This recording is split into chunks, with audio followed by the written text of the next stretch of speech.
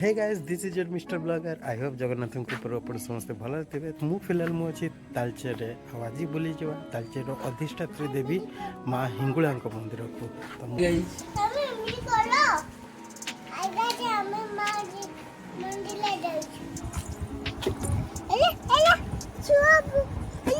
Approximately 25 kilometre distance रलचेरु माँ हिंगुला मंदिर को बेटर हम आप गूगल मैप यूज करेंगे ना आप लोकल नेविगेशन सिस्टम भी यूज करेंगे। तो फ्रंट आप जो माइन्स देखुं सी रहा हिंगुला माइन्स। तो फाइनाली आम माँ को मंदिर पाखे आसिक पहुँची गलु। बहुत सुंदर परिवेश मंदिर अच्छी आम पहुँचलु माँ हिंगुला पीठरे।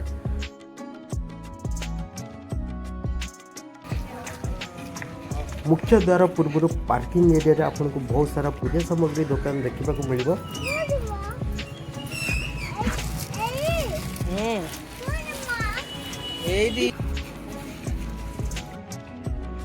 भारत वर्ष में 52टी शक्तिपीठ मध्य तथा ओडिशार प्रमुख 4टी शक्तिपीठ मध्य माँ हिंगुला शक्तिपीठ अन्यतम। चलतु माँ दर्शन करवा ता सहित सुंदर कॉरिडोर जो मंदिर परिसर अच्छी ता भी मुझे संपूर्ण बुलिकी देखेबी। कॉरिडोर एवं डेवलपमेंट चली दी पार्श्व जावा आसापी कि अच्छी माँ मुख्य मंदिर देखिपे भी सब डेवलपमेंट चली। ए साइड हो जाओ सेठी भी गेट 2-3टा अच्छी माँ मंदिर बहुत डेवलपमेंट काम चली। त्रिशूल देखी कहूँ ऊपर महादेव अच्छा पोस्टर मरा है बटे मंदिर को रास्ता अच्छी बोली माँ विराट काय भव्य मंदिर ये तो सब काम चली आपण मैंने देखिपे। हिंगुला माँ हिंगुला माँ किए मंदिर मुख्य मंदिर साइड रे गोटे विराट बड़ पोखरी अच्छी विराट बड़ पोखरी पूरा घोड़ा कोटी ये घोड़ा अच्छे मनस्कामना पूर्ण पाई डोरी बांधी अच्छी घोड़ा भी जी दबा कथा भक्त मैंने देचने।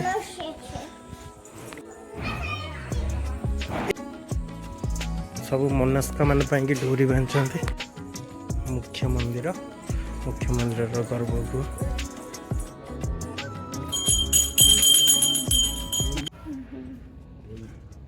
पूरा अग्नि ये अग्नि रोचते श्रीक्षेत्र में अधिकारिणी रोषे घर अग्नि न लगे रोषे हो पार तेणु वर्ष को थरटी अग्नि हिसाब से माँ बाहर वर्ष एप्रिल पड़ो एप्रिल सेमती किसी डेट नहीं तार डेट किसी ना ये चैत्र पूर्णिमार पूर्व दिन चैत्र पूर्णिमा हाँ से सब खाली खाली चलिए और गोटे सेकेंड भी ठिया ना प्रथम आपणकर नाटा कहता किशोर चंद्र देव मुख्य पूजक माँ स्थिति हूँ जगन्नाथ जो सब नीति सब निर्धारण है सब ठीक हो गला गोटे जिन रहीगला माँ 60 पोटी भोग रांधा से माँ लक्ष्मी निजे तैयारी करेंगे माँ लक्ष्मी निजे असमर्थ प्रकाश कले जो मो पाखे सब थी भी मो असमर्थ कहीं मो पाखे गोटे जिस ना जहाँकि अग्नि मो पाखे ना तेणु मुझे ना अग्निटा कौटू आसो शून्यवाणी है जा राजा विदर्भ राज्य नल राजा जन अच्छा से माँ को पूजा कर संतुष्ट करके नहीं आसिले ठाकुर नीति हो पार से गले से पूजा अर्घा कले से देवी संतुष्ट कले से देवी आसले आसला यही जगह से विश्राम ने ये जो विश्राम नहीं किसी समय नहीं सारा पर से उठिक स्नान नदी नदी स्नान करना आसला बेलू नाव ना ये कल खोजला शून्यवाणी है राजा मुझे श्रीक्षेत्र में पहुँच सारे कि श्रीक्षेत्र मोर कर्मभूमि एटी हम मोर पूजा क्षेत्र ये पूजा क्षेत्र आसले मोर भक्त मैंने तो कई पटा परिवार छाड़े तो ତେଣୁ ଏଠି ଆସିଲେ ଭକ୍ତମାନେ ମୋତେ ଦର୍ଶନ କରିବେ। ବର୍ଷକୁ ଥରେ ମୁଁ ଅଗ୍ନି ହିସାବରେ ଭକ୍ତମାନଙ୍କୁ ଦେଖାଦେବି। ଏ ହେଉଛି ମାଆଙ୍କର ସ୍ଥିତି। ଆଉ ପର୍ବପର୍ବାଣି ତ ଜଗନ୍ନାଥଙ୍କର ଯେତିକି ୟାଙ୍କର ବି ସେତିକି। ତାଙ୍କର ନଦିନୀ ଜାତ ୟାଙ୍କର ନଦିନୀ ଜାତ ୟାଙ୍କର ନବେ କଳବର, ଜଗନ୍ନାଥଙ୍କର ନବେ କଳବର ଏସବୁ ଅଛି। ତାଙ୍କର ବିଧିବିଧାନ ବହୁତ ଅଛି। ଆଜ୍ଞା ଆଉ ଅନ୍ୟ ଜାଗାରେ ଯେମିତି ସବୁ ପ୍ରକାର ପୂଜାହାରୀମାନେ ଯେମିତି ଥାଆନ୍ତି, ପରିବାର ନେଇ ସବୁ ଥାଆନ୍ତି, ଏଇଟା ହେଉଛି ଗୋଟିଏ ଜଣେ ମାତ୍ର ପୂଜା କରିବେ। ମୁଖ୍ୟ ଯିଏ ସେ ତାକୁ ପୂଜା କରିବେ, ଅନ୍ୟମାନେ ସହଯୋଗ କରିବେ, କିନ୍ତୁ ଅଧିକାରଟା ହେଉଛି ଯେ ପୂଜକ ମୁଖ୍ୟ ଯିଏ।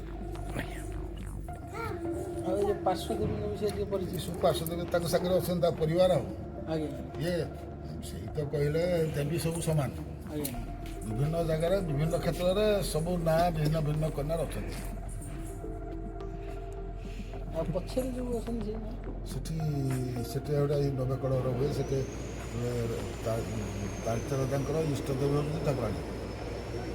ଜଣେ ଦେହାନ୍ତ ଜଣେ ରଜା ହେଇଗଲା ପରେ ସେ ଯେତେବେଳେ ନୂତନ ରଜା ହେବେ ସେହି ସମୟରେ ମାଆଙ୍କର ନବେ କଳବର ହୁଏ। ଏଇ କାଷ୍ଟ ଯେଉଁ ଅଛି, କାଷ୍ଟ ନୂତନ ଦାରୁ ଯେମିତି ଜଗନ୍ନାଥଙ୍କର ଦାରୁ ପୂଜା ହୁଏ, ସେ ଦାରୁ ପୂଜା ହେବ, ଦାରୁ ଅଣା ହେବ।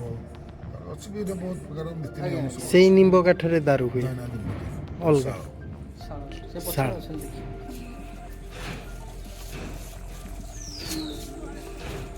ବହୁତ ମାନେ ଶାନ୍ତ ପରିବେଶ। ଆଉ ଆଜି ଏତେ ଭକ୍ତଙ୍କର ଭିଡ଼ ବି ନଥିଲା। ମାଆଙ୍କର ବହୁତ ସୁନ୍ଦର ଦର୍ଶନ ମିଳିଲା। ଆଉ ନନା ଯେମିତି କହିଲେ ଚୈତ୍ର ପୂର୍ଣ୍ଣିମାରେ ଟାଇମ୍ରେ ଦର୍ଶନ କରିବାକୁ ଆସିପାରିବେ, କିନ୍ତୁ ଯେହେତୁ ଅଧିକା ଭକ୍ତ ସେ ଟାଇମ୍ରେ ଥିବେ ତା ପୂର୍ବରୁ ବି ଆପଣ ଆସିକି ଦର୍ଶନ କରିପାରିବେ। ମନ୍ଦିରର ବହୁତ ଡେଭଲପମେଣ୍ଟ ୱାର୍କ ଚାଲିଛି।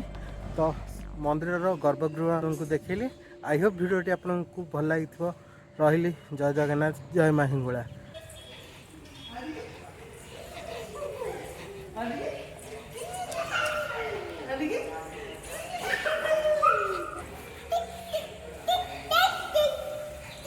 ତ ଗୋପାଳ ପ୍ରସାଦ ଥାନା ପାଖରେ ଜଷ୍ଟ ଗୋଟେ ପୋଖରୀ ଅଛି।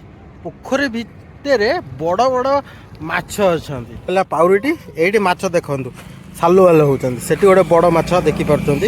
ଏଇଠି ଗୋଟେ ଦେଖିବେ କେଡା ବଡ଼ ମାଛଟା ପହଁରୁଛି ତାର। ଏଗୁରା ସବୁ ମାଛ, ସବୁ ତାର ଲାଞ୍ଜ ଗୁରା ହଲଉଛନ୍ତି, ପୁଛ ଗୁରା। ସେଠି ଗୋଟେ ବିରାଟ ବଡ଼ ମାଛ। ଭୋପାଲୁ ତାର ନିଶ କିଡ଼ି କିଡ଼ି ନିଶ ଦେଖାଯାଉଛି। ସବୁ ଖାଇବେ, ପକେଇ ସାରିଲେ ନା, ଆସିଲେ ଖାଇବେ।